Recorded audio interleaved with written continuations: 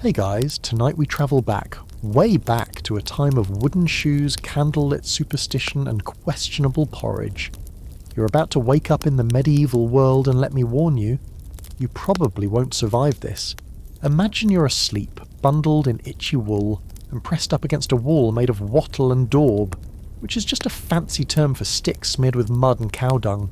There's no mattress, just straw, maybe a blanket if you're lucky. And nestle beside you, a snoring pig, or your brother, or both. The rooster crows. The sky outside is more grey than blue, and your breath clouds the air. It's freezing. There's no central heating here, just the embers of the last night's fire barely clinging to life beneath the ashes. You've got two choices: stay wrapped in scratchy blankets and freeze slowly, or get up and freeze faster. You groan, stretch, immediately regret it, because you're back. It feels like you slept inside a stone wheel. The smell hits you before you even sit up, a heady mix of smoke, manure, sour milk, and wet dog. Welcome to your medieval morning. No toothpaste, no shampoo, and the only running water is what's running down the street in the form of, well, mostly human waste. And this isn't even the worst part. You look down at your feet, bare, icy. You reach for your hose. Think scratchy wool socks that go up to your thighs and make you feel like an underdressed court jester. But they're damp. Everything is damp. That's just the way of things. Moisture clings to your clothes, your skin, your soul. You dress in layers because the cold is constant. Linen shirt, wool tunic, another wool tunic, pants that don't really fit. You cinch it all together with a rope belt because buttons, zippers, not invented yet. You stumble outside into the dim light. Mud. So much mud. It's not just on the road. It is the road. Chickens peck around your feet. Somewhere nearby, as goat screams like a horror movie sound effect. The sun barely filters through the mist, but the town is waking up. You're in a small village. Maybe England, maybe France, doesn't really matter. Everything smells the same.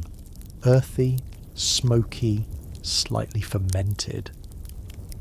Your neighbour, old Magda, waves from her doorway with one hand while using the other to chase a child with a ladle. She's got 3 teeth and endless opinions about which saints hate you. You nod politely and pretend not to hear her mutter something about the devil in your eyes. The gossip has already started, and your modern haircut isn't helping.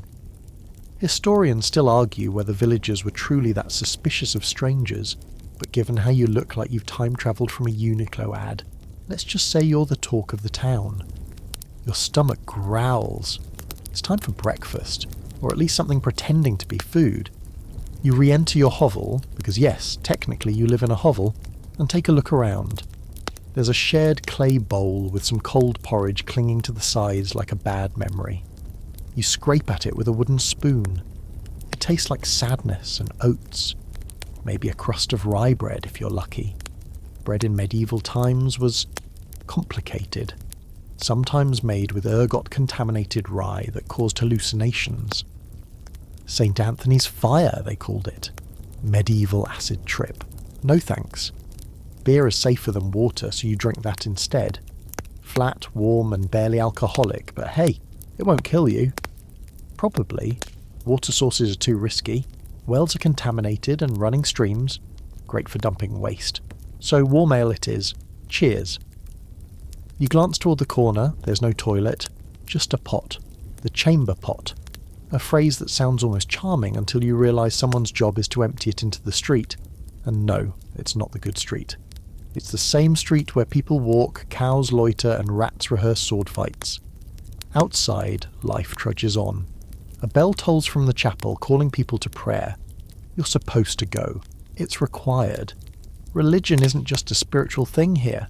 It's political, social, survival-level mandatory. Miss too many masses, and you'll be labelled a heretic, which is basically the medieval equivalent of being cancelled. With fire. You try to clean yourself up. There's no soap. Well, not real soap. Some people use lye or ash mixed with animal fat. You try to splash some water on your face from a bucket and immediately regret it. It's ice cold and probably been used by at least 2 dogs and a pigeon. There are no mirrors. You check your reflection in a dented brass plate. What stares back looks like a caveman dressed for a Renaissance fair. Your role in the village is undefined right now, but don't get comfortable. Everyone works. Children, elders, you. From sun up to sundown, you'll either be farming, weaving, thatching, sweeping, or doing something involving muck. Leisure, that's for nobles. You? You're breakfasted, barely washed and still half asleep, but the day has begun and it doesn't care. As you step outside again, someone shouts your name, or a close approximation of it. You turn. A man in a padded gamson waves you over. He smells like boiled onions and sweat. "You come help with the pigs, aye?" he says. You blink. That's your day now, and it's only 7 a.m. You trudge toward the sty, shoes squelching through mud that might also be manure. You've stopped checking. The man leading you is cheerful in the way only someone used to daily filth can be. He tells you he's been up since before dawn, already milked the cows, chased a fox out of the chicken coop, and fought with his brother about a turnip. You nod, wondering how turnips inspire so much emotion around here. You reach the pen. The pigs are loud, messy, and somehow smarter than you expected. One snorts at you with what you swear is judgment. You're handed a bucket of slop. It's warm. You try not to think about what's in it. Your job: pour it into the trough and then, fun surprise, scrape out the pig dung. The shovel is wooden, cracked, and oddly sticky. The pigs don't care. They jostle past you, one stepping directly on your foot with a soggy splat. Your nostrils flare. You gag a little. Pig pens smell like sour milk and burnt garlic left in a sock, and they are unforgiving. By the time you're done, your arms ache, your back's on fire, and your clothes have developed a whole new layer of texture. You glance down and realise there's a flea crawling on your sleeve. Actually, make that 3. You slap them off. One bites you anyway. Welcome to your new social circle. The average medieval village is alive with crawling things. Fleas, lice, rats, and the occasional dog with more personality than hygiene. Personal space? Doesn't exist. People live stacked. Families of 8 in one room, pets included. You hear someone sneeze behind you and instinctively recoil. Bad news, there are no tissues. Worse news, no one covers their mouth. You walk toward the centre of the village where the activity buzzes louder. Women are hauling buckets from the well. Children chase each other barefoot, shrieking with laughter and flinging clods of questionable origin. You pass an old man crouched beside a cartwheel. He's muttering to himself and hammering something that looks suspiciously like another cartwheel. He grins at you. One tooth, dead centre. Kind of charming, actually. You try to greet a passerby. "Hey!" She stops, looks you up and down. Her brow wrinkles. "Yeah, from the next shire?" she asks, not unkindly. Her eyes narrow. "Or just touched by spirits?" You're not sure what to say, so you just smile. Wrong move. Smiling at strangers can mean anything from flirtation to witchcraft. Historians still argue whether medieval villagers were truly hostile to outsiders, or simply cautious. But either way, your odds of fitting in are looking bleak. You speak the language, sure, but your accent, your posture, your refusal to throw a rock at a chicken, it all marks you as weird. And weird gets talked about. Your first taste of this comes quickly. You stop at a makeshift stall where an elderly woman sells ribbons, tiny pastries, and something she calls digestive salt. You're curious. You reach out to touch a ribbon. Her hand slaps yours away like you're stealing. "You've no coin, no touchin'," she scolds. Her voice carries and heads turn. Great. Now you're the ribbon thief. A cluster of boys nearby snicker. One of them calls you Cabbage Head. You don't know why. Maybe it's a compliment here? Probably not. You slink off toward the well. A girl your age eyes you from behind a basket of fish. You smile again, less enthusiastic this time, and she turns sharply away, whispering something to her friend. They both look back at you and giggle. Whether they think you're handsome or cursed remains unclear. You lean over the well and splash some water on your face. It doesn't help. You're sweating under 4 layers of wool, and your socks haven't dried since you put them on. Behind you, someone coughs, a deep, rattling sound that ends in a wet sniff. The man staggers past, wiping his nose on his sleeve. You move, quickly. It's almost lunchtime, if you can call it that. You follow the smell of baking bread, actual bread this time, to a small communal oven. A woman is pulling out loaves with a long wooden paddle. She's tall, muscular, and has flour in her hair. You ask if you can help. She grunts and hands you a broom. You sweep. The floor's already clean, but you sweep anyway. It seems safer than talking. She rewards you with a hunk of bread. It's hot, crusty, and tastes like something approaching happiness. Finally, a small win. You take a bite. It's dense but decent. A welcome break from the usual medieval diet, gruel, pottage, and the occasional boiled root pretending to be dinner. The bell rings again. Not for church this time, for gossip. Or so it seems. People are gathering near the town square. You follow, drawn by curiosity and the promise of a break from pig duty. Turns out it's just old Magda again, waving a chicken around and accusing her neighbour of witchly peeping. You have no idea what that means. No one does. But everyone's very into it. Apparently the neighbour stared at her cow too long and now the milk has turned. Whether this is magic or just souring in the summer heat is irrelevant. People are taking sides. A few even chant. A man beside you whispers, "Bet she gets dunked." You blink. Dunked. Ah, trial by water. An old unofficial test. Throw the accused in a pond. If she floats, she's a witch. If she sinks, innocent.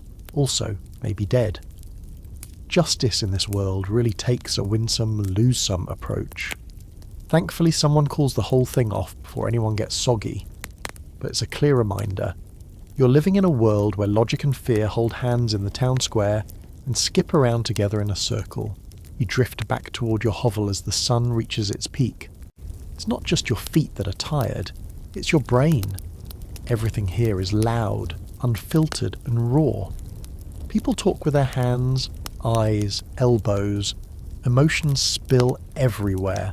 There's no buffer, no scrolling past conflict. You're living it. And as you step inside, shaking straw off your shoulders, you realise you've only made it halfway through the day.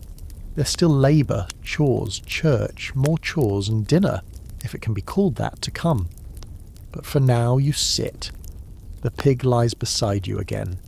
The air is heavy with soot and sweat.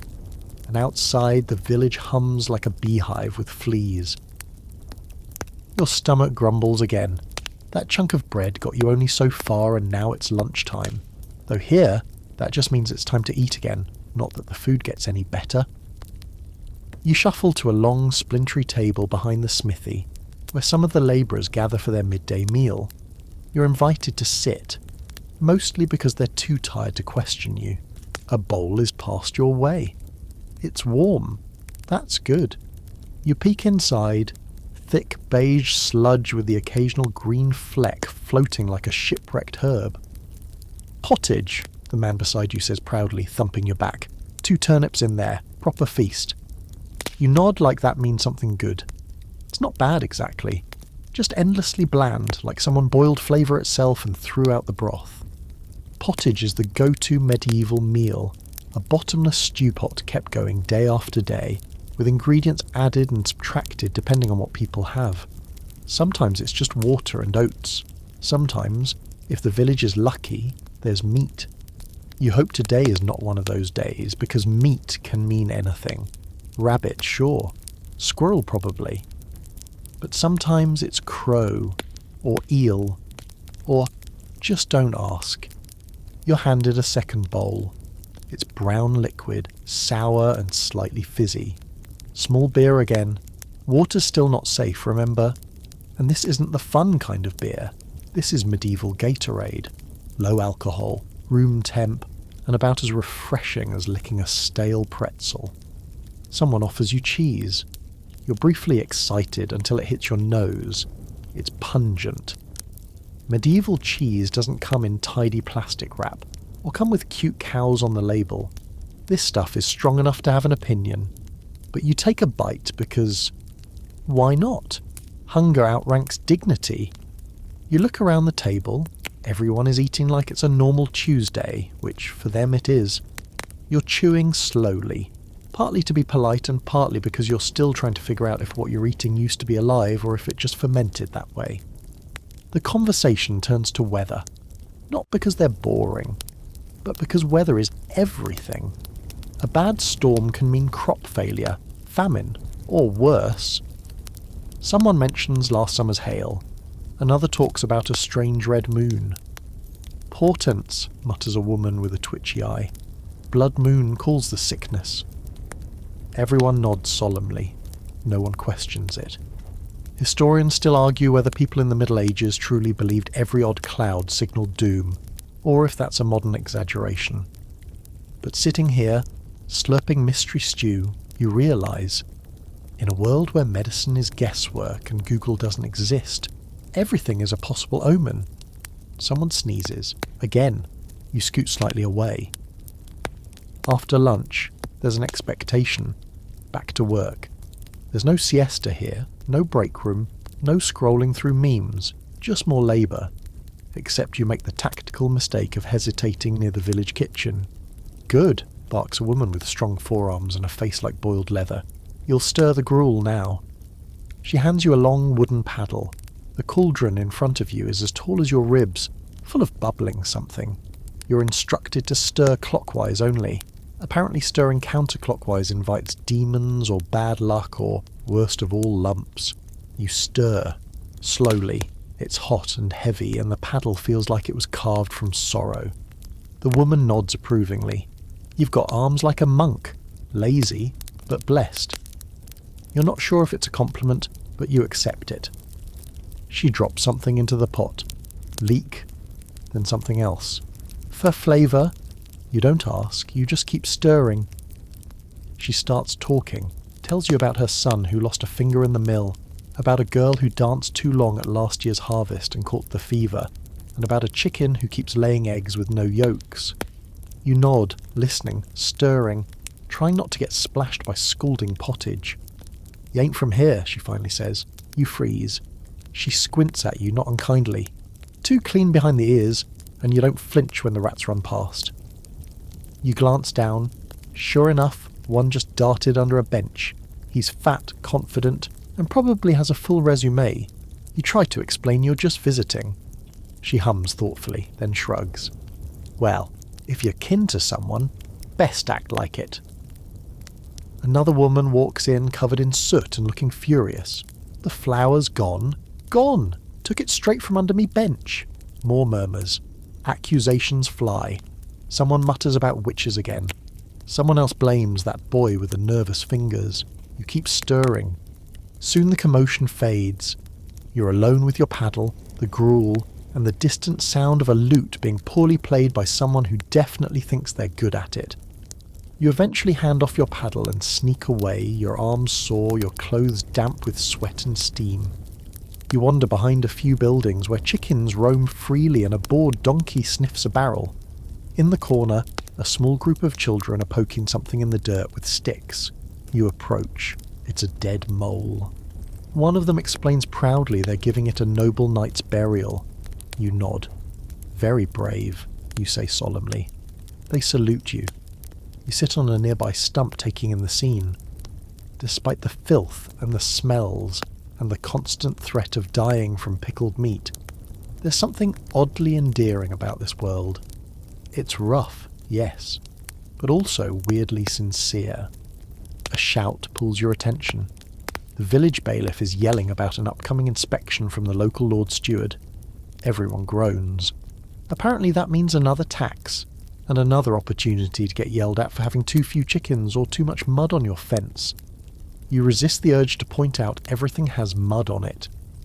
As the sun begins its slow descent, you start to realise eating here isn't just a survival task, it's a social gauntlet, a test of your gut and your manners, and your ability to look grateful for goat stew. And dinner's still a few hours away. The afternoon sun slants low, casting long shadows across the crooked fences and mud-slick lanes of the village. You're still trying to digest your meal, if we're being generous, and just when your stomach starts to settle, someone taps you on the shoulder. "You there?" says a lanky man with hay in his beard and a scowl in his eyes. "You done lazing? Time you earned your keep?" You blink. He doesn't wait for an answer. A pitchfork is shoved into your hands, and before you can object, you're marching toward a field with a group of tired-looking labourers, all of them sunburned, straw-capped, and exactly 0% thrilled to see you. Welcome to your new job, generic peasant labourer. And trust me, this job description includes everything. Digging, hauling, thatching, sowing, reaping, and occasionally standing around looking guilty when something breaks. Your task? Turning soil, with a tool that looks like a rejected weapon from a dungeon crawler. The ground is rock hard in some places, swampy in others. You're sweating immediately. Not a gentle, "Ooh, it's warm out" kind of sweat. This is, "Why do my knees smell like regret?" sweat. The guy beside you grins. "Soft hands," he says, noticing your blisters already forming. "You ever split thatch afore?" You shake your head. He laughs and points to a bundle of reeds. "We'll make a roof tomorrow, lest your arms fall off." Let's just pause and acknowledge something. Medieval life is work. There's no retirement plan, no weekends, no PTO. If you don't work, you don't eat. And you already know how bad eating is, even with work. Historians note that the average medieval peasant worked long hours, sunrise to sunset, but some recent studies suggest they may have had more feast days and breaks than we modern folks assume. Still, those breaks, usually forced, like "Oh no, it's raining again," or "Someone stole the ox." You dig, you sweat, you try not to cry. Every muscle aches, even your eyebrows. You didn't know eyebrows could ache. You take a break and collapse under a bent willow tree. The grass is damp, of course, and something squishes under you. You stand quickly, too late. Your tunic smells like spoiled onion now. A dog wanders over and licks your boot in solidarity. You glance toward the manor on the hill, the only stone building in sight. That's where the local lord lives. Big house, high taxes, zero empathy. You wonder what he's doing right now. Probably eating pigeon pie while someone combs his beard. The manor is out of bounds unless summoned. You're not welcome there. Neither are your complaints. After your break, you're sent to collect firewood. That means walking into the nearby forest, alone, and dragging back what you can carry. It sounds peaceful. It's not. The woods are quiet, yes, but in that eerie fairy tale way that makes you look over your shoulder every few minutes. Twigs snap, leaves rustle, something hoots. You nearly drop your bundle.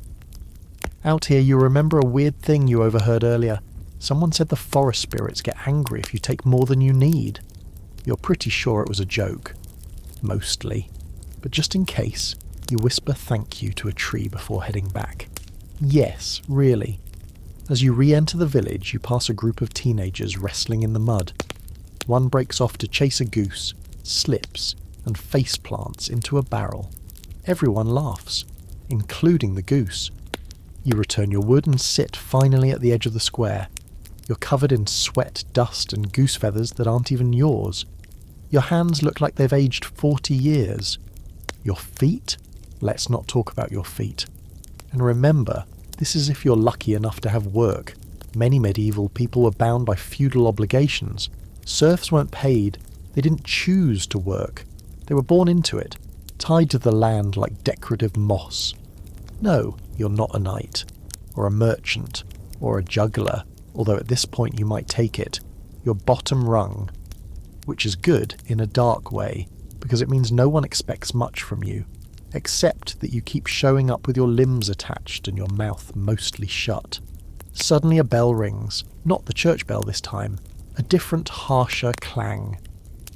The town crier, wearing a hat too big for his head, strides into the square. "All able hands to the ditch," he bellows. "Lord Steward to inspect at sunset!" Everyone groans. You groan louder. Turns out the village has to prepare for a visit from a local official. That means cleaning the lanes, sweeping the muck, and making sure everything looks respectable, which, in this context, just means less smelly than usual. You're handed a broom. Again. Only this time it's more stick than bristle. You start sweeping mud from a path into more mud. It's a hopeless task, like drying off during a rainstorm with a tortilla. An older man leans over to you. Make it look like you tried, lad. That's all what matters. So, you do. You swipe mud in different directions and occasionally stamp your foot for emphasis. It's performance. A muddy pantomime. The steward won't care. He'll ride through, glare at everyone, eat something expensive, and leave. As the sun dips lower, the clean-up ends. You're given a moment of rest. Someone hands you a small onion as a reward. A whole onion. You chew it slowly like it's the last chocolate on earth. It burns, but you pretend it doesn't. Sitting there exhausted, you notice the people around you. Their clothes are tattered. Their teeth are mostly a suggestion, and their backs are bowed from years of toil. But they laugh. They slap shoulders. They gossip about the steward's crooked nose. They're alive. Worn down, yes, but not broken. And then someone farts, loudly. Everyone cheers. Even you. You don't see the priest coming. He just appears, like he was conjured from incense and guilt. One moment you're still chuckling over the onion and fart combo, and the next, bam! Father Bertram is standing there, robes flowing, eyes locked on you like he knows you've eaten meat on a fast day. Twice. Stranger, he says, not a question. You nod slowly. The crowd around you vanishes like mist. People suddenly remember they've got pigs to scrub or straw to count. You're left alone, like the last turkey in November. He steps closer. You can smell the mixture of wax and wine, and a hint of something floral. Lavender, maybe. Unexpected. Have you confessed? He asks. You blink. Have you confessed? You haven't, unless admitting to a late library book counts. But Father Bertram is serious, and so is the medieval church. This isn't your cosy neighbourhood chapel with coffee hour and acoustic guitars. This is high-stakes religion, and you're playing with borrowed dice. The church here doesn't just guide spiritual life, it runs life. Education, medicine, land, law, everything flows through it, and everyone, from pig farmer to king, is expected to submit. One wrong word and you're not just frowned at, you're investigated. You stammer something about being new, very new, and possibly foreign. The priest frowns deeper. Foreigners bring strange tongues, and stranger sins. He crosses himself, then pauses. You'll come to Vespers, tonight. It's not a request. You nod so fast your neck cracks. He disappears down the path toward the chapel, muttering Latin under his breath, and probably planning to burn something just in case. You exhale. That could have gone worse. Then you remember you do have to go to Vespers now, and you're going to be watched. You wander toward the church early, hoping to make a good impression, or at least not spontaneously combust on the threshold. The chapel is small, built of stone and timber, with stained glass that's more grime than glass. Inside it smells like beeswax, damp wood and solemnity. Candles flicker on the altar. A statue of the Virgin Mary watches you with soft judgment. A rat scampers under a pew, sacred but realistic. You sit in the back and try to look holy. Others trickle in, villagers in their best tunics, which still smell faintly of goat, kneeling, crossing themselves, whispering prayers. A woman beside you offers a grimy hymn book written in Latin. You nod politely and pretend to read. The service begins. Chanting, Latin, bell ringing. Lots of standing, sitting, kneeling, standing again. It's like a holy workout for your legs and lower back. Father Bertram drones on about humility, obedience, and the evils of fermented apples. You try not to laugh when a child farts loudly during the Gloria. At one point, the priest reads a passage about demons hiding among the righteous. His eyes definitely flick toward you. You consider looking at your feet, but you're afraid they'll give away your guilt. Somehow. There's a lot of ritual here. Smoke, Latin, gestures that mean everything to them and absolutely nothing to you. But the people around you seem deeply moved. A few are crying, one man is quietly chewing a leaf, which may or may not be part of the experience. Historians still argue whether most medieval villagers truly understood the Latin services, or simply followed along out of habit and fear. But here now, it feels real, ancient, powerful, and slightly terrifying. Eventually it ends. The priest makes a final sign of the cross. Everyone murmurs Amen, and the room exhales like it's been holding its breath for 1,000 years. You shuffle outside with the rest. The sky's darker now, streaked purple and orange. A woman hands you a scrap of bread and murmurs, "For your soul." You take it, not entirely sure whether to eat it or burn it. You linger near the chapel, watching as people scatter. Some head home. Some kneel again outside, whispering to saints carved into the stone wall. You spot Father Bertram standing under a tree, speaking with 2 other men. He glances toward you once, then turns back. You're off the hook, for now. Back in the village, the tone has shifted. People speak more quietly, as if afraid to break the sanctity of post-Vespers peace. Someone's lighting a lantern near the path. You can smell stew cooking again, this time with something smoky and possibly burnt. You pass the home of the ribbon seller from earlier. She's kneeling, eyes closed, clutching a rosary made from beads and chicken bones. You try to sneak past. Her eyes snap open. "You still glow funny," she whispers. You walk faster. By the time you reach your hovel, your head is spinning. Not from wine, but from the crushing realization that religion here isn't Sunday best and polite nods.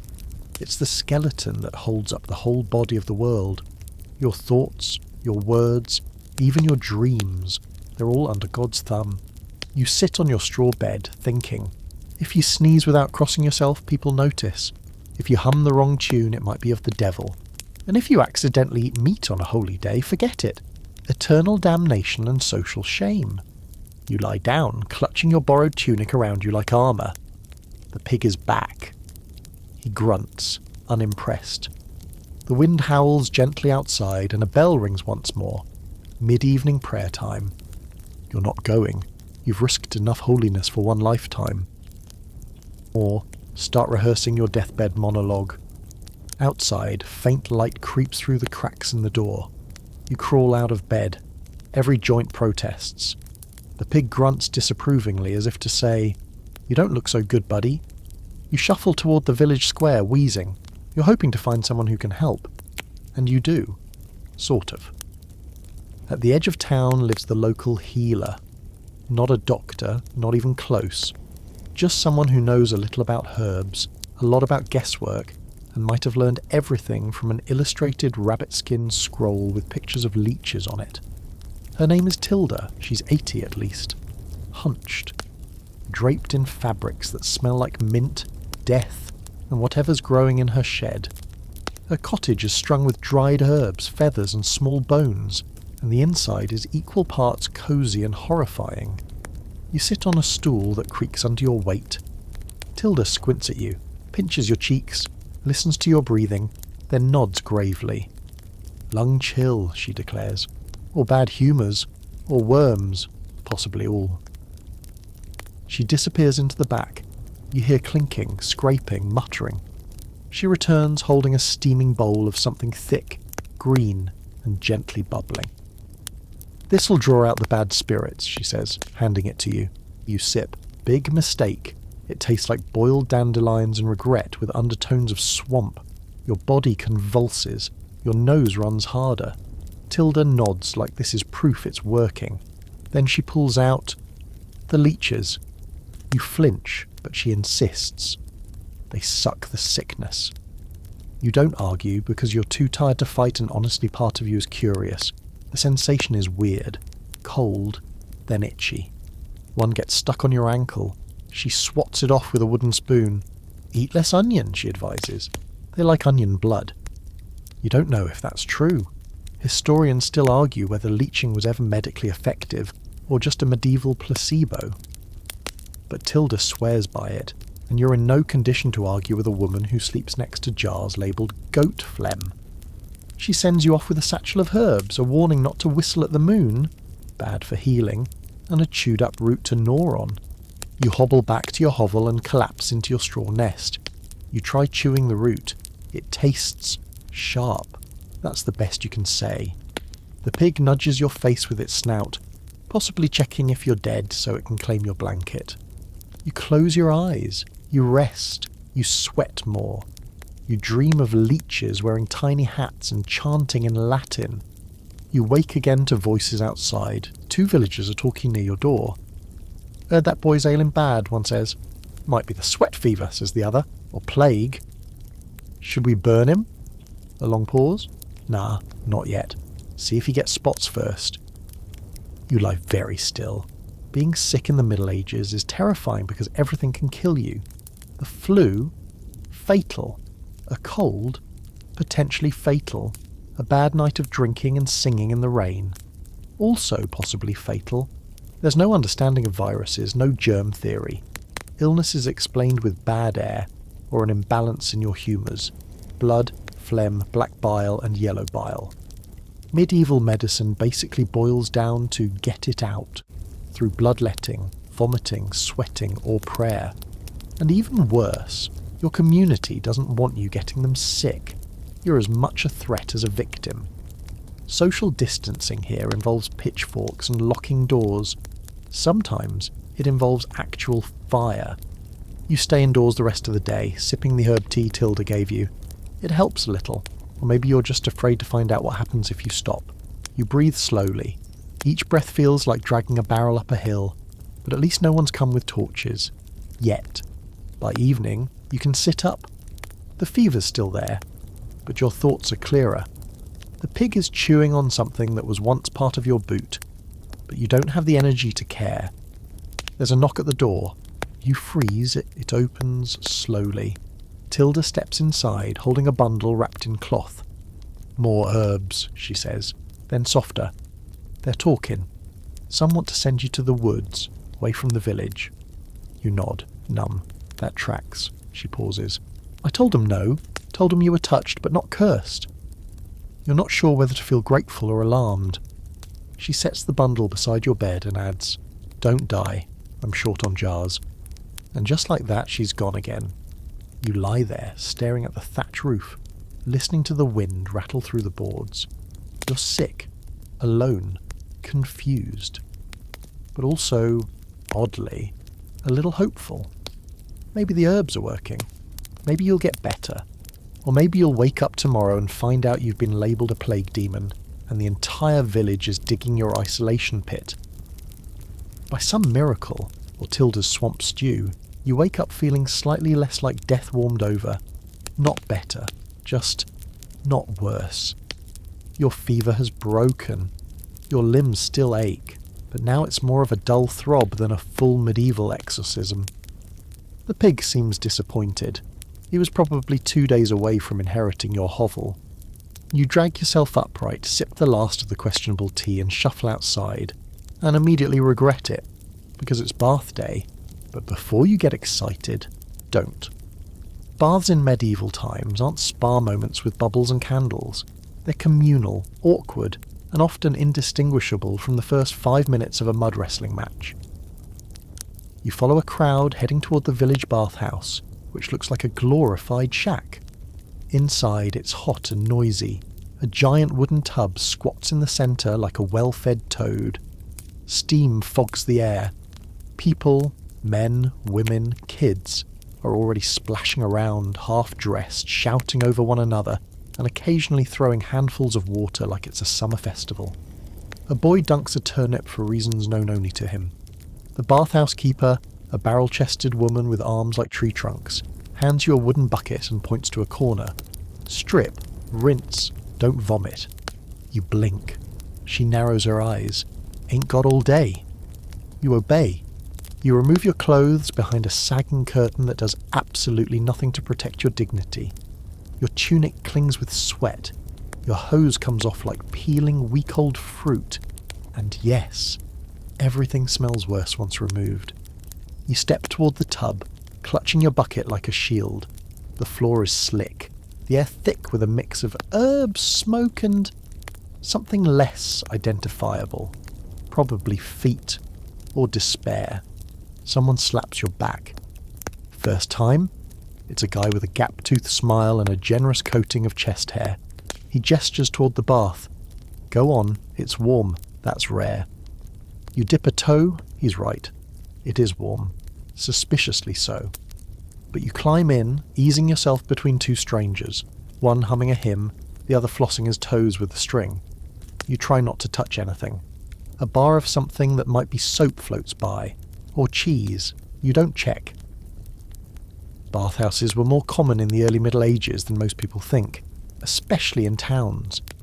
Historians still debate whether they were primarily for hygiene, socialising, or something a bit more risque. Many doubled as gathering spots, and in some areas subtle brothels.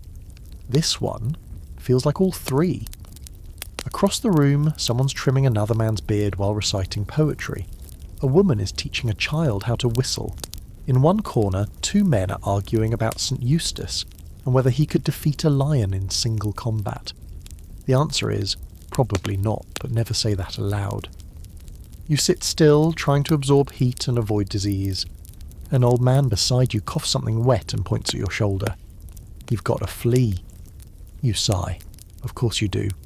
He plucks it off and flings it into the water. It floats briefly before being claimed by the bathhouse gods. You nod politely.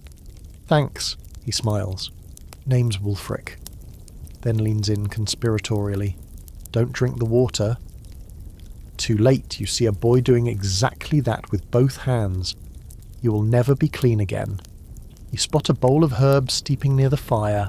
That's meant to purify the water, or at least trick people into thinking it's cleaner. There's also a pile of rags meant for scrubbing. You grab one and start working at your skin like it owes you money. You feel marginally better, cleaner, warmer, slightly more human. Then Wulfric stands up to leave and you see everything. You leave shortly after that. Outside, the fresh air feels like redemption. You sit on a bench, letting the breeze dry your skin. It's one of the few moments you've had to yourself in days. You breathe deeply. The pig smell is gone, replaced by bathhouse smell, which is arguably an upgrade. But your peace doesn't last. A group of children runs by shrieking, one of them wearing your tunic like a cape. You sigh and retrieve it. It's wet. Again. Somehow. You put it on anyway. You make your way back through the village. People nod to you differently now, like you've passed some sort of trial. You survived a bathhouse. That counts for something. A woman even smiles at you. Genuinely. She's missing several teeth, but it's sweet. You catch a glimpse of your reflection in a brass pan left out for cooling ale.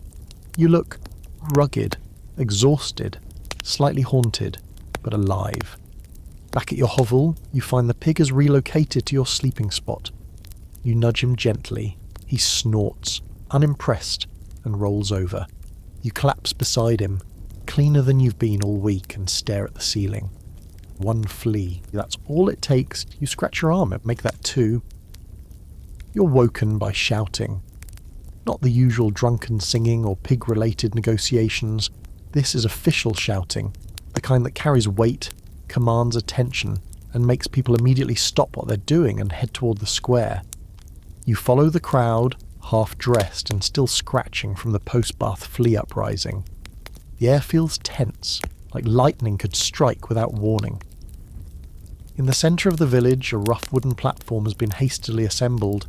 It's not very tall, just a few planks lashed together, but it might as well be a royal stage. A man in dark robes, tall and serious-faced, stands atop it, holding a parchment. He's the bailiff, or maybe a steward. It's hard to tell who's who when everyone wears the same expression of permanent disapproval.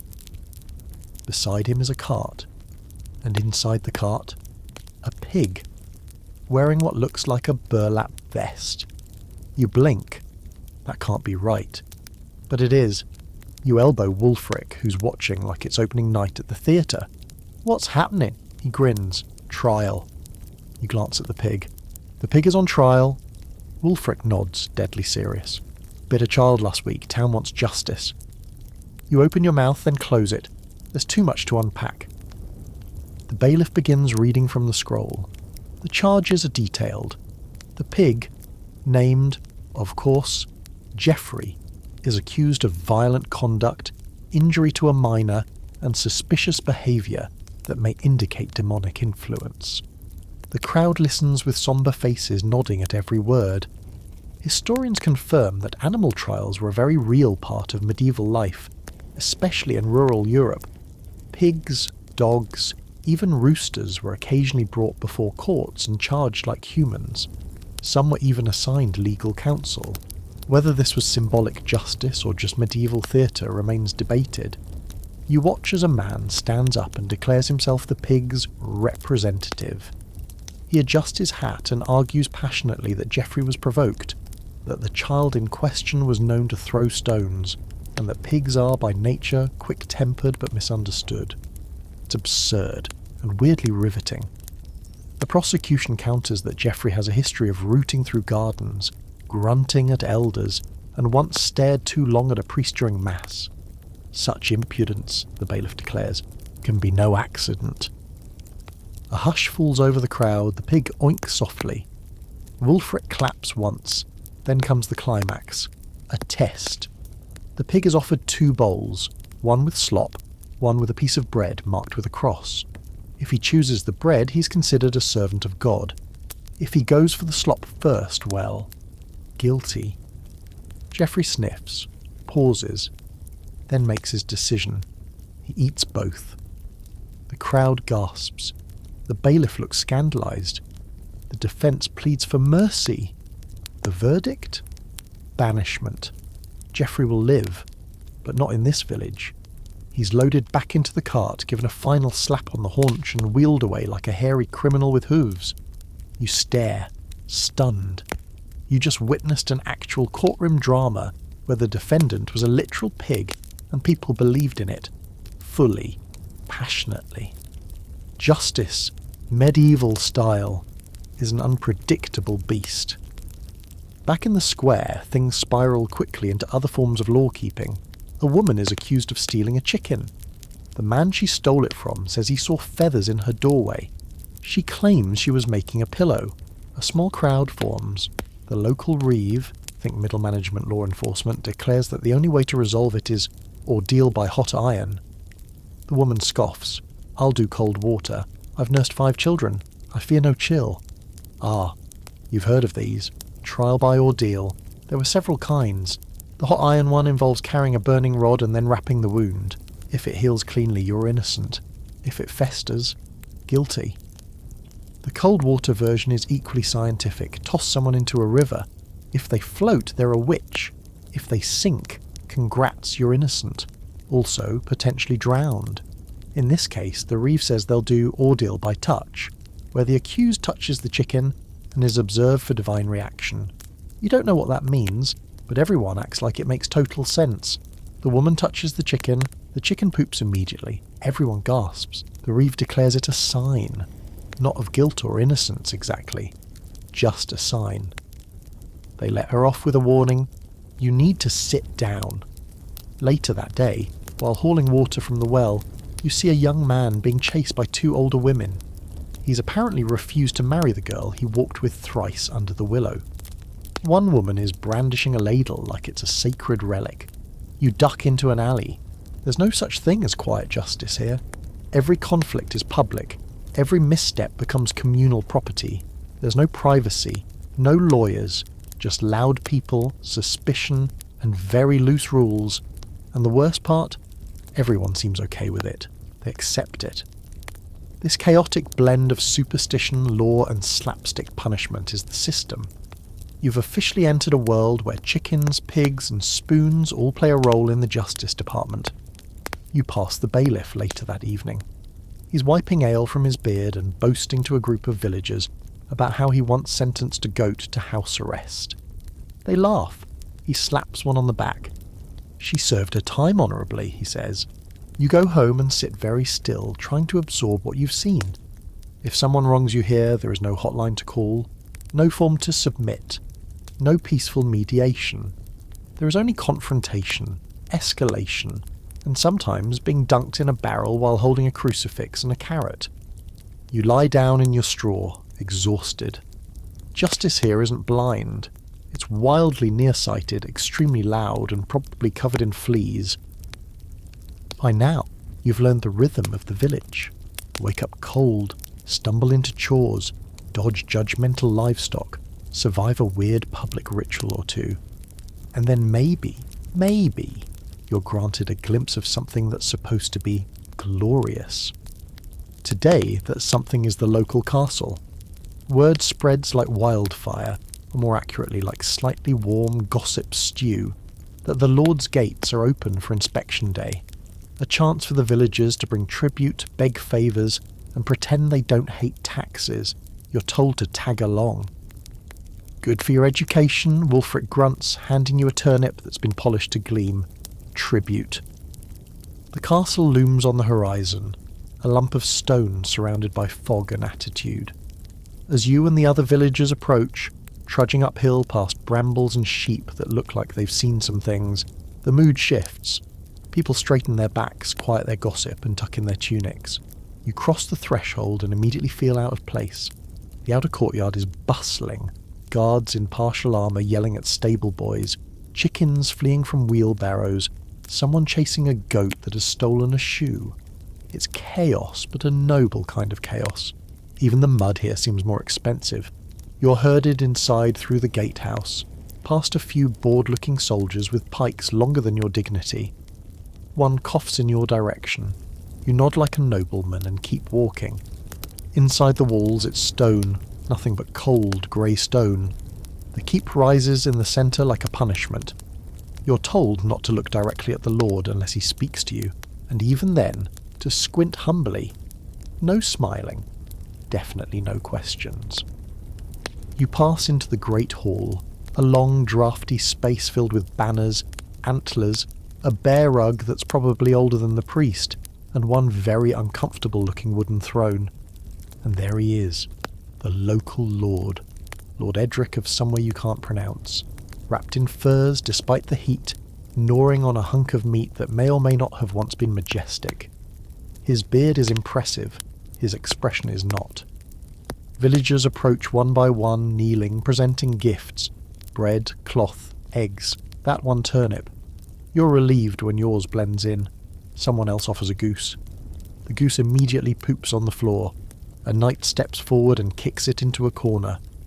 The Lord barely responds. A nod here, a grunt there. His steward, a thin man with ink-stained fingers and an expression like boiled lettuce, whispers in his ear between petitions. Most requests are denied. A woman asks for help repairing her cottage roof. Denied. A man begs to keep his son out of the levee. Denied. A child offers a drawing of St. George. The Lord takes it, squints, and mutters, "Bit wobbly." You're waved forward next. You drop to your knees, present your tribute. He barely looks at you. "Fine route," he grumbles. It's not clear if he means you or the turnip. Then comes the best part. The tour. You're allowed to follow a small group through parts of the castle.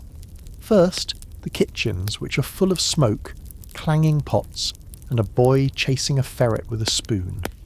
The air smells of roasted meat, onion, and burned something. You're not sure if it's food or just the air. Next is the great chamber where the Lord sleeps.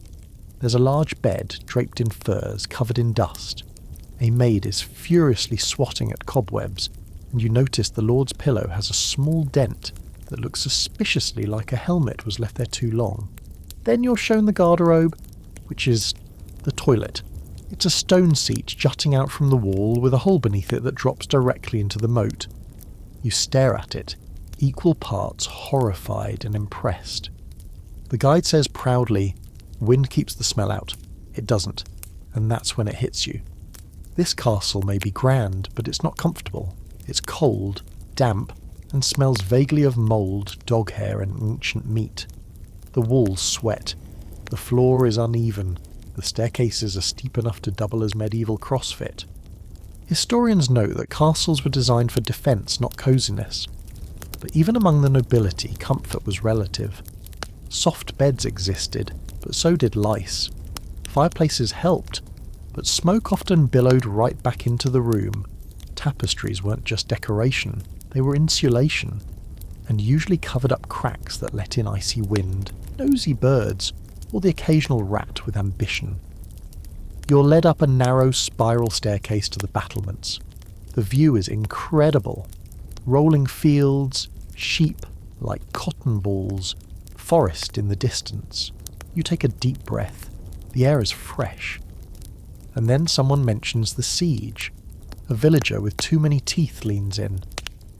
They say 2 winters past the castle got blockaded. No flour, 8 rats, even the lord. Boiled 'em in wine. You blink. Rats? He nods, solemn, and one unlucky minstrel. You laugh. He doesn't. The group moves on, back down into the castle's underbelly. A dim, echoing space with a rack of swords and one chained bear that may or may not be alive. A boy tosses it an apple. It doesn't move. Everyone avoids eye contact, and then, like clockwork, dinner. You're not invited, but you linger near the hall entrance. The smells are overwhelming. Spiced meat, sweet wine, pungent cheese, something bubbling in a pot that you suspect contains half a deer. But it's not just about food, it's a show. Musicians play. A jester tumbles badly. A knight retells the same story he's told all year, about the time he fought off 3 bandits with nothing but a ladle and a sharp glare. Laughter follows, forced and exaggerated. You peer in, hungry, and watch Lord Edric grab a roasted quail with both hands and tear it apart. Grease drips from his beard. A servant discreetly wipes it. Another servant brings him more meat. Another fans him with feathers. You lose count of the servants. And yet, he doesn't seem happy, just tired. Powerful, yes, but trapped in stone walls, with duties and boredom and the constant fear that someone wants his job badly enough to stab him during dinner. Eventually you're ushered out back into the night. You walk downhill, stomach rumbling, the stars pricking through a deep indigo sky. Back in the village, someone hands you a bowl of onion broth. It's not a roasted quail, but at least no one's trying to assassinate you while you drink it. The next morning you wake to the sound of yelling. Not battle cries, not church bells, just loud, enthusiastic yelling mixed with the distinct clanging of pots, chickens screeching, and someone very clearly trying to sell something that smells like fish but looks like a boot.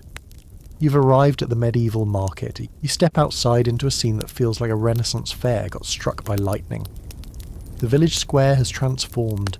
Stalls and carts have popped up overnight, draped in mismatched cloths, stacked with goods you both do and don't recognise. People shout over each other with the urgency of an auctioneer married to a town crier. It's chaos. Muddy, sweaty, gloriously noisy chaos. A boy shoves a basket of apples toward you. "Only bit wormy," he says, proudly. You wave him off. A woman nearby offers ribbons dyed with crushed beetles and mystery herbs. They smell like sadness, but they are colourful. You try to browse. You really do. But within 2 minutes you've almost tripped over a drunk monk, been nudged by a goat with bad intentions, and found yourself being aggressively offered eel pies by a man with one eye and too much enthusiasm. The eel pie vendor insists they're good for stamina. You're not sure what kind of stamina he means, but your instincts say no. Hard number. Still, markets are the lifeblood of any medieval town. It's where people trade, not just goods, but stories, gossip, diseases, and occasionally insults. Coins exist, sure, but most transactions happen by bartering. You overhear one trade that goes, 3 eggs, a spoon, and a half-decent song for that goat's bell. The deal is accepted, the song is not. You pause at a stall displaying trinkets, wooden whistles, crude dolls, a carved comb made of bone. The merchant, a wiry woman with more rings than fingers, squints at you. "From the next village over?" she asks. You nod, figuring it's safer than explaining you're from a place with deodorant and traffic lights. "You look clean, that'll change." She cackles and tries to sell you a love charm made from nettles and wax. You decline, politely. You wander deeper into the marketplace. It's not just local villagers anymore. Traders from nearby towns have arrived with foreign fabrics, salted fish, spices, red, stale pepper, and once in a while something truly exotic. You spot a tiny jar labelled unicorn powder. It's almost certainly flour mixed with crushed eggshell, but the man selling it swears by its ability to fix heartbreak and foot fungus. Next to him, a bearded fellow claims he met a Saracen who taught him to speak to wolves. He demonstrates by howling loudly and scaring several chickens. You keep moving. Then you find the entertainers, jesters tumbling, musicians playing flutes and hurdy-gurdies, and even a bear, yes, a bear, dancing in a circle on its hind legs. You stare. Everyone cheers. The bear's handler cracks a whip gently in the air. The bear blinks, dances, blinks again. It's equal parts fascinating and deeply unsettling. A boy throws a turnip at a juggler and gets applauded for his aim. Near the well, a man is trying to sell potions that are clearly just wine with herbs floating in them. "Cures sadness," he shouts. "Also scabs, bad dreams, and mothers-in-law." You notice he has only one shoe. You're starting to feel overwhelmed. The noise, the smells, which range from roasted meat to horse sweat to something burning that shouldn't be burning, and the sheer lack of personal space. It's a lot. Even your bathhouse flashbacks are getting bathhouse flashbacks. You duck into a tent that smells like lavender and moss. A fortune teller looks up. She has a face like a walnut and a voice like gravel being stirred into soup. "Ah," she croons, "you're not meant to be here, are you?" Your blood goes cold. She beckons you closer. "Let me see your palm." You extend it cautiously. She frowns. "You'll survive today, not tomorrow, but today, yes." You thank her and back away slowly. You need food. Real food. You approach a stall with a large pot. "Stew?" the vendor offers. You peer inside. Something floats. Might be a mushroom, might be a toe. But you're hungry. You accept. It's hot, vaguely edible, and you only gag once. Across the square, someone drops a crate of eggs. A scuffle breaks out. A dog steals a wheel of cheese and runs down the road like it owes him money. A child stands on a barrel yelling about dragons. No one corrects him. Then comes the tax collector. Suddenly the music dies down. The laughter mutes. You can feel the tension like humidity. A portly man in a well-tailored surcoat steps into the centre of the square with 2 guards and a leather satchel. "Time," he says. That's all. People line up. They offer coin, bread, grain, sometimes promises. The collector counts each offering like a dragon tallying gold. A man pleads that he's short this week. The collector nods and takes his boots. No one argues. Taxes in medieval times weren't just money. They were everything. Crops, livestock, labour.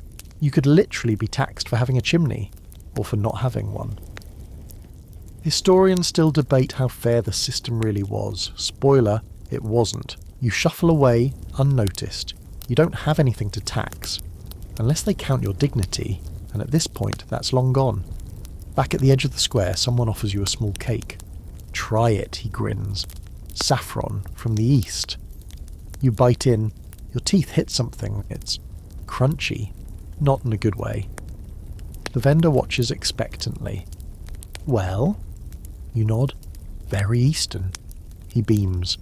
As the market winds down, the chaos softens. People pack up their stalls. The goose with the missing shoe waddles past. A musician plays a slow, sleepy tune. The dancing bear is dozing in a pile of hay. Someone sets a small fire to roast something unidentifiable on a stick.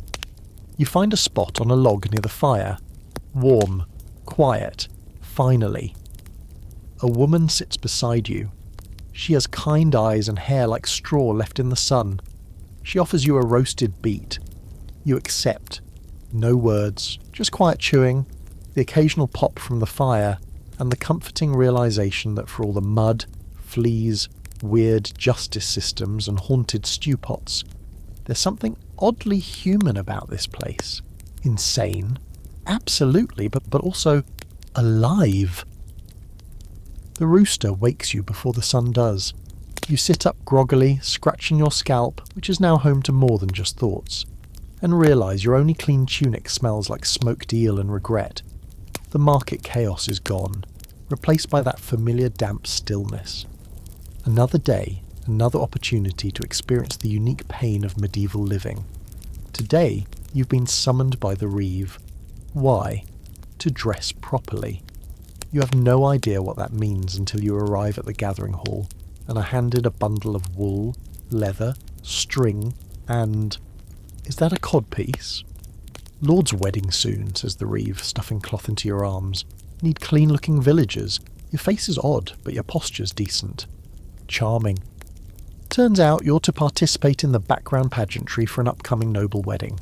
That means dressing the part, which apparently is less about looking good and more about looking correct. Medieval fashion wasn't about comfort. It was about hierarchy, function, and letting everyone know where you stood. Socially, financially, and possibly aromatically. You shuffle to the changing tent and begin assembling your outfit. First, the linen shirt. It's yellowish, stiff, and smells like it lost a fight with a cabbage. Next, woolen hose. Tight, scratchy leggings that hug every curve you didn't know you had. You attempt to pull them up and immediately understand why medieval people didn't run much. Then comes the doublet, a fitted jacket that feels like being slowly strangled by a decorative carpet.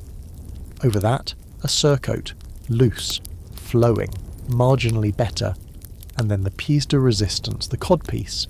It's not subtle.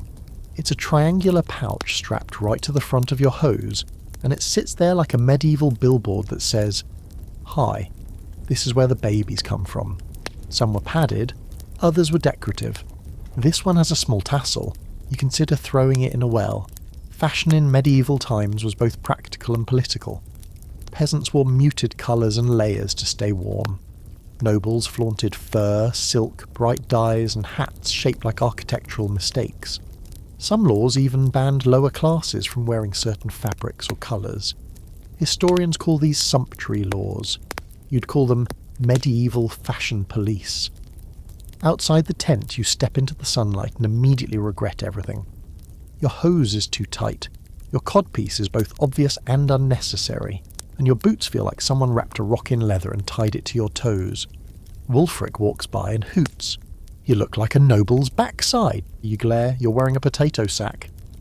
Aye, he grins, and I'm comfy. You're led to the practice field where everyone's rehearsing for the Lord's grand wedding procession.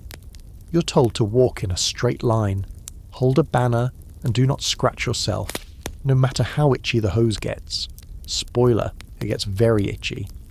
Nearby, a noble woman in an impossibly large headdress is being hoisted onto a horse by 3 men and what looks like a pulley system. Her dress is a miracle of structure. Layers of brocade, velvet, and underthings that must double as insulation. You hear her complain about the weather. She's boiling. You sympathise. One of the seamstresses fixing your hem explains that noblewomen's gowns could take hours to put on. Some required servants just to lace up the back. Corsets weren't quite in yet, but tight-fitting bodices and lots of underlayers made sure that breathing remained a luxury. You shift in place. Your codpiece shifts with you. It's not subtle. A boy next to you whispers, "Why is it pointy?" You have no answer. Soon, it's time to parade around the village square in formation, looking festive but not too festive. You wave a flag. You smile. You nearly trip on your hose. No one notices, except for the goose, who honks with judgmental glee. Later, you sit under a tree to rest, legs splayed awkwardly to relieve the hose pressure. You're joined by a weaver named Ellin. She's laughing at her own sleeves, which trail past her knees. "Fashion's mad, innit?" she says. "Spent 3 days sewing this. Can't pee without help." You nod solemnly. "My codpiece has a tassel." She pats your knee. "That's brave." You spend the afternoon helping decorate the square with banners and flowers, except there's only one kind of flower left, and it smells aggressively like goat. You tie it to a pole anyway.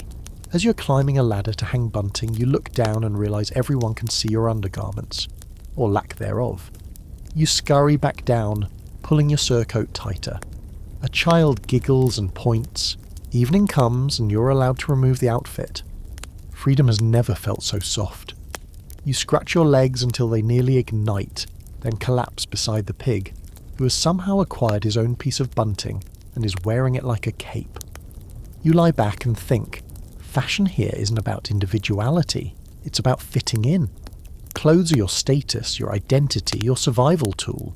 Dress too well, and you're suspect. Dress too poorly, and you're pitied, or ignored. But comfort never even makes the list. You glance at your abandoned codpiece in the corner, the tassel sways gently in the wind. You vow never to wear it again. Unless, of course, tomorrow brings something worse. The village wakes up humming with excitement, dread, and more than a little wine hangover. Today is the festival. Not a religious one, not officially anyway. This is a folk festival. The kind that starts with dancing and bread, and ends with someone missing an eyebrow, and a chicken getting promoted to mayor. You've been told to help set up, but you're not sure what that involves. When you ask, Wulfric shrugs. Bring sticks, and maybe a bucket. Might need both. Encouraging. By mid-morning, the village green is transformed.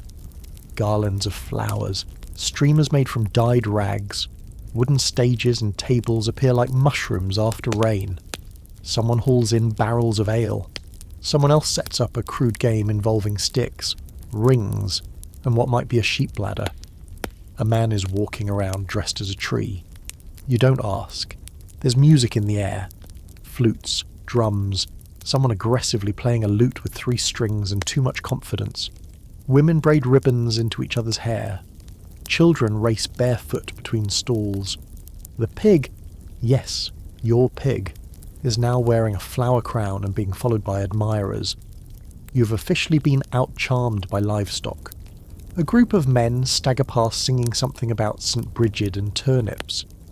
One of them carries a jug labelled "just a little cursed." You take a mental note to avoid that one. Your first task, helping build the maypole. It's a tall wooden pole planted in the middle of the green with ribbons tied to the top. Young people are meant to dance around it, weaving the ribbons into intricate patterns. You help raise it, almost drop it, then get yelled at by a woman with surprisingly sharp elbows. The pole stands, the crowd cheers. Someone immediately starts dancing around it, alone. He looks incredibly proud. By noon, food stalls have taken over the square. You're handed a festival sausage, which is just meat of some kind wrapped in stale bread and optimism. You eat it anyway. Hunger is a powerful negotiator. Then comes the games. First up, the hobby horse race. Contestants run in circles with carved wooden horse heads strapped to their waists, neighing loudly and flailing their arms. You're dragged into it by Ellen, who insists you've got the legs for it. You do not. You gallop. You neigh. You trip over a wheel of cheese. Everyone applauds. Next is the drunken tug of war, where 2 teams pull a rope after each member has downed a mug of ale. You join Team B. Team B is very drunk. You're dragged 10 feet before your feet leave the ground entirely. Then comes the mummers' play. A chaotic skit performed by local actors who forget their lines, forget their roles, and one of whom gets into an actual fight with the dragon puppet. It's a glorious mess. Children cheer, the dragon wins. You help clean up spilled soup near the communal fire pit. A man tells you a story about a fox who once stole a priest's shoe and led an entire wedding procession into a bog. True story, he insists, offering you a turnip as proof. As the day fades, things get weirder. A group of teenagers plays a game called Drown the Rat. It involves a bucket, a wooden spoon, and an actual rat, who looks suspiciously unfazed. Next to them, a woman is pickling a fox. You ask why. She says, "Winter's coming." You nod like that explains everything. Later, the fire is lit. A huge bonfire rises in the centre of the green. People dance around it, some chant, some singing. One guy just screams joyfully into the night. A couple kisses under the smoke. Another couple sword fights with baguettes. You sit beside the pig, who's now half asleep and wearing a tiny painted mask. You're offered a mug of something warm. It smells like cider and burnt leaves. You sip. It's delicious, probably dangerous. Across the fire, the fortune teller from the market appears again, holding a stick and drawing circles in the dirt. She looks at you. just once, then vanishes behind a man juggling onions. By full nightfall, the village is an orchestra of hiccups, laughter, and creaking benches. You're pulled into a slow dance by a stranger with strong arms and kind eyes. You try to follow. You step on their foot. They laugh. You laugh. It's not a moment out of time. It is time. Time as it once was. Raw, real, messy, musical. Someone falls into the pig trough. The crowd erupts in cheers. You've never seen so many joyful people wearing so many layers. As the fire dies down, people begin collapsing where they stand. Some on hay bales, some under carts, one inside a barrel, gently snoring. You sit with your back against a fence post. The stars above you are fierce and cold and ancient. You stare up, belly full, face smudged with ash and sweat, heart buzzing from the cider and laughter and, okay, maybe mild food poisoning.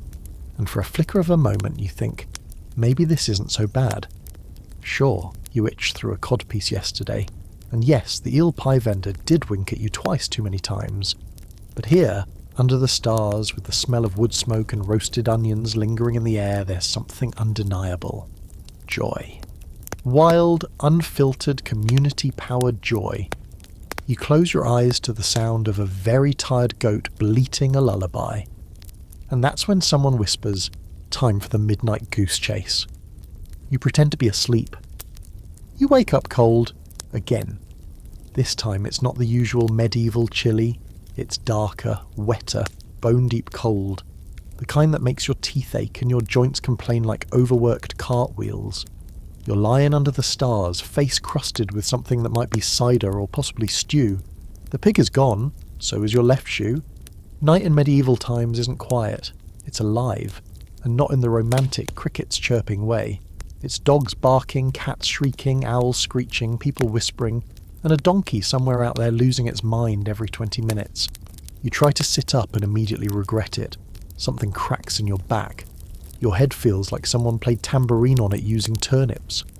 The fire has long gone out, and the last few festival stragglers are scattered across the green like fallen scarecrows. Someone's snoring directly into a jug. Someone else is curled up next to a very confused goose. You stand slowly. The dew is thick and clinging. Your hose are damp again, because of course they are.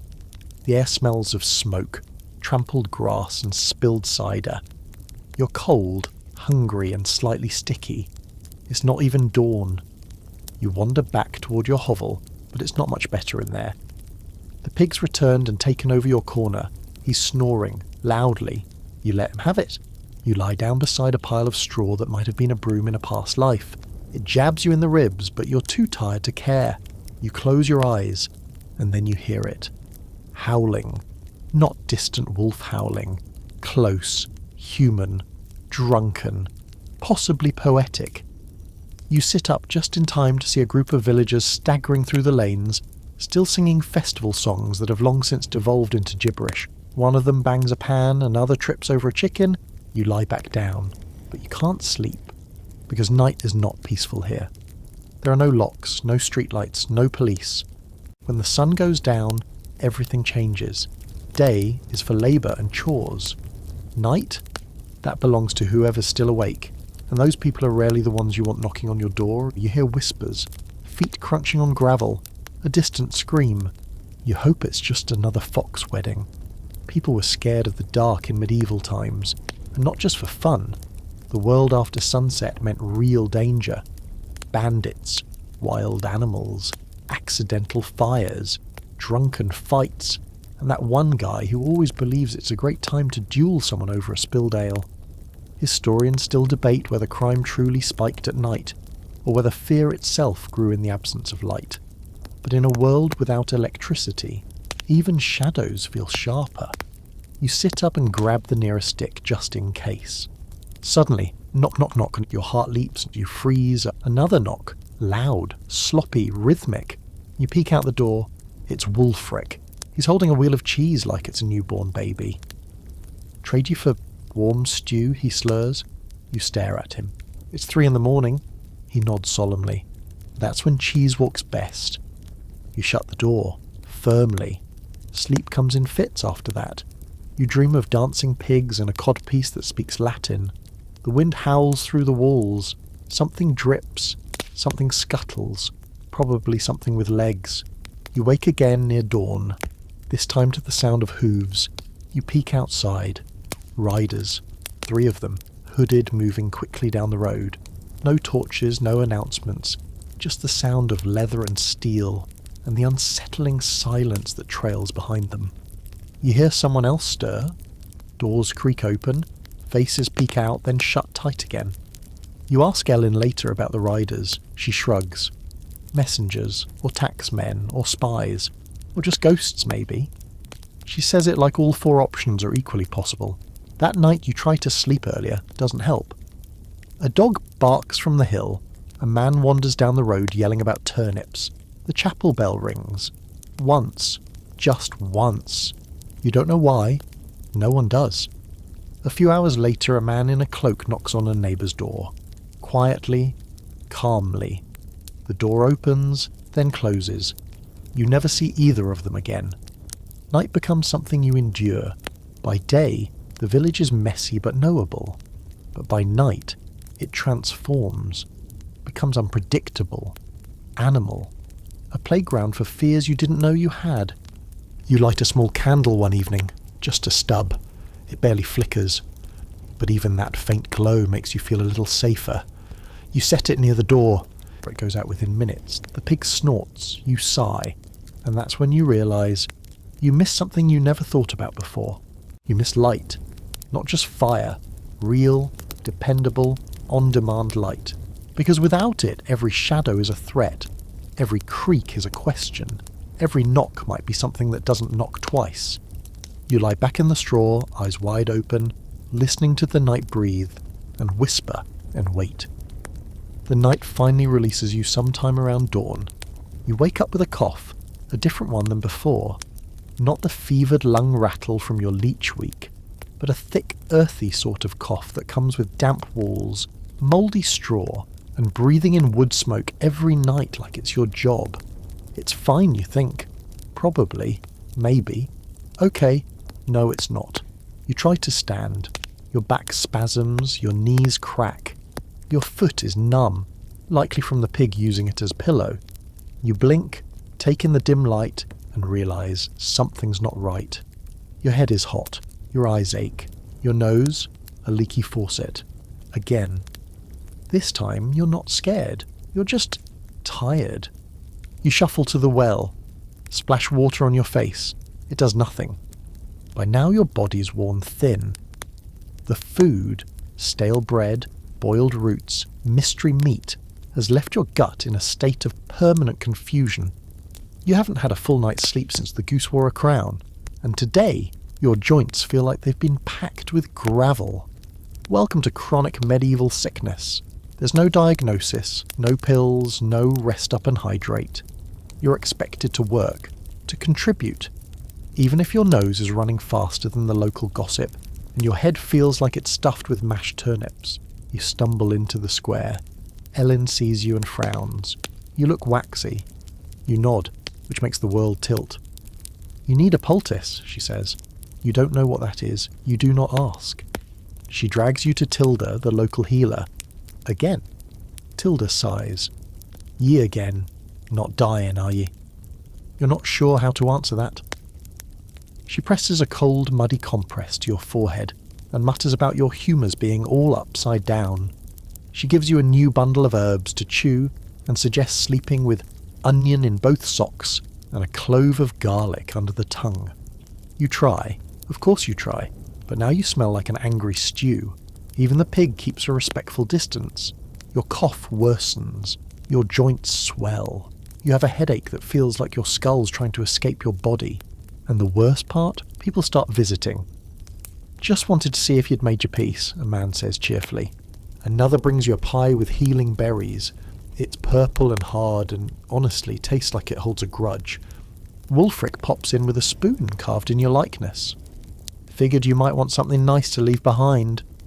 You glare. He pats your arm. Don't worry, if you die, I'll feed your pig. You're not dying. Probably. But that doesn't stop the rumours. In a world where people disappear overnight from infection, fever, or stepping on the wrong nail, illness doesn't trigger compassion. It sparks panic.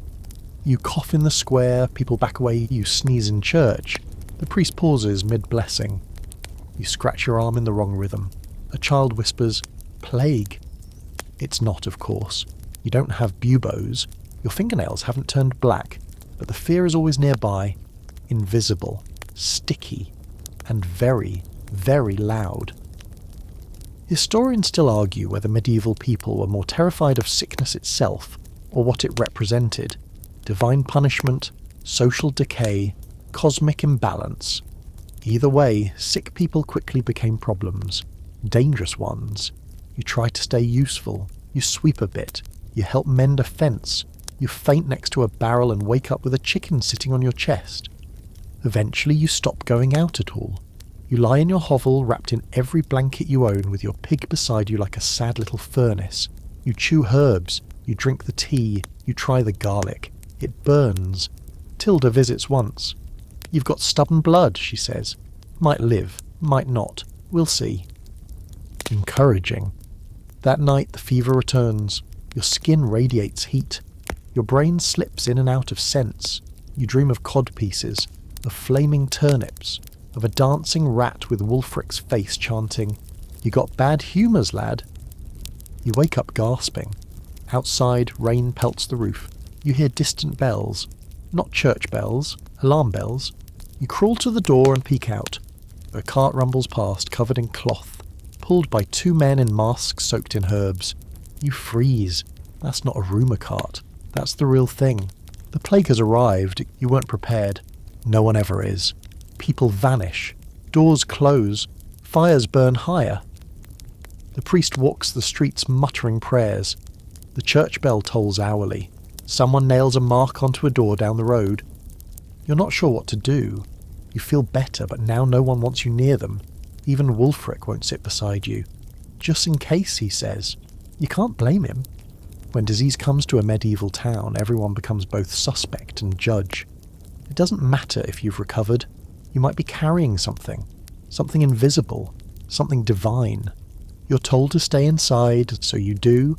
You eat what's left of your bread. You sip water. You whisper to the pig. Days pass. The bells ring less.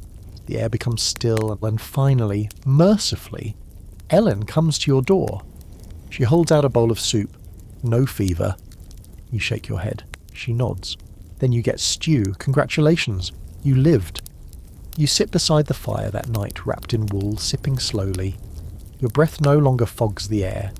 Your skin feels like skin again, not wax. The pig nuzzles your knee. Outside the wind shifts. The worst might be over. But tomorrow, that's anyone's guess. It's morning again, and somehow you're still here. Not just alive, but standing. Upright. Sore. Bruised. Itchy in places that feel new somehow. But standing nonetheless. You stretch your arms. They creak. Your knees pop. Your back audibly groans. But hey, it's better than yesterday.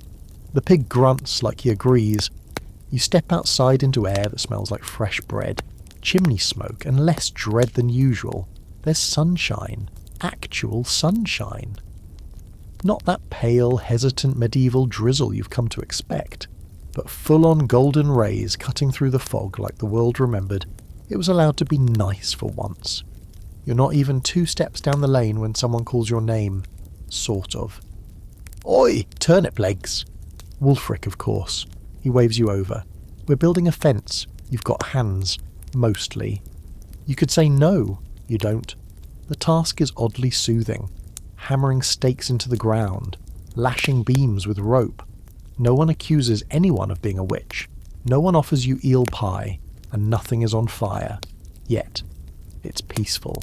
Almost suspiciously so. You and Wulfric take a break, sitting on a log. He offers you a hunk of cheese. "Still warm," he says proudly. You raise an eyebrow. "It was in me pocket." You eat it anyway. "You've lasted longer than I thought," he says between bites. You nod. "Me too." He grins. "You look less dead." "Just on the inside," you reply. The village moves around you like a living creature. The children are chasing a wheel down a hill. Ellen is arguing with a baker about the shape of her bread. A man walks past leading a sheep wearing a necklace.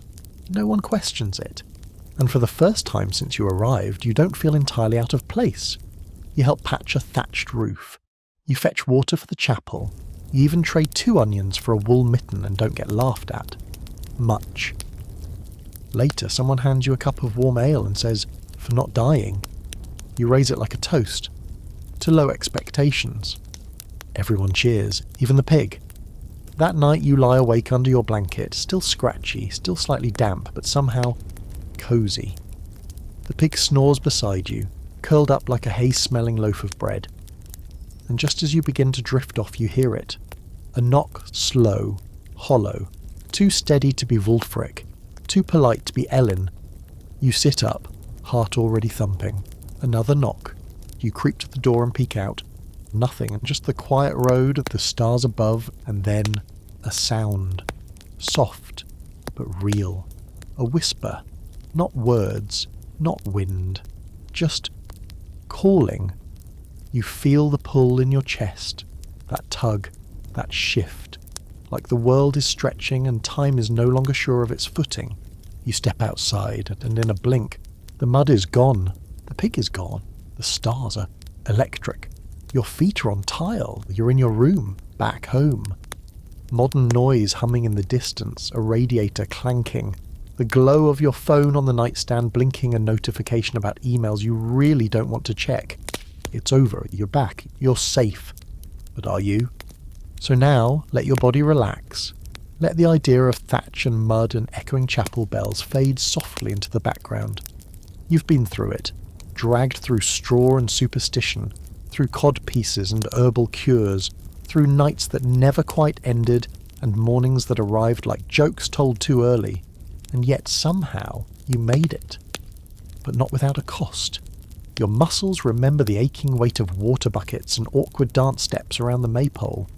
Your nose still twitches at phantom smells, smoke, onions, the subtle warning that someone's trying to offer you another eel pie. And your soul?